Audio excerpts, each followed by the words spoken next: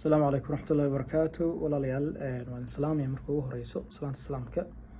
Marka labaad waxaan rabaa inaan la wadaago fikrad yar oo aan ka akhristay buug la yiraahdo Originality oo uu qoray nin professor ah, researcher ah oo la yiraahdo magaciisa Adam Grant. Buugga magaciisa waxaa la yiraahdaa Originality sida aan soo sheegay.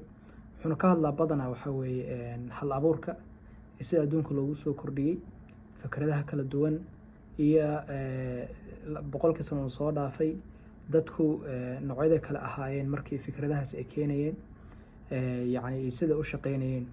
Marka afkaarta aadka uga helay ee buugga ku jira waxaa ka mid ah fakar ah wuxuu sheegayaa achievementiga ama aragti ah achievementiga horumarka bini aadamka laba shay ayaa lagu gaaraa.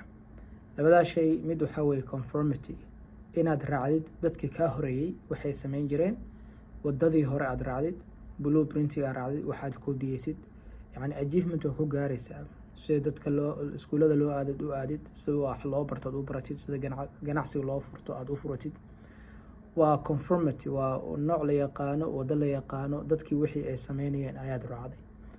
qabna waxaa weeye wuxuu yiraahdo originality, inaad asal noqotid, inaad waxaa weeye ka duwanaatid dadka kale, inaad wado ka duwan wadooyinkii hore la mari jiray amarto. taasna waxay ku imaanaysaa hal abuurkaas oo aan hadhowti aan sheegi doono. laakiin fikirdaas xaqiiqdii waxaa weeye aad bay ii soo jiidatay, sababtoo waxaa weeye dadku badanaa waxay u maleeyaan horumarka in lagu gaaro conformity, qof kaa horeeyay inaad ku dayatid. laakiin haddii caqligaaga inaaf uu yahay oo aad fakeri kartid, meel fiican aad mataqaanaa aragtidaada aad u jihayn kartid, originality ama original person baa noqon kartaa. Originality ayaa la imaan kartaa, fikrad cusubna waad keeni kartaa, adduunkana waa bedeli kartaa, nafsadaadana waa bedeli kartaa, deegaankaadana waad bedeli kartaa. marka insha allahu tacaala intaas ayaan rabay maanta inaan la wadaago.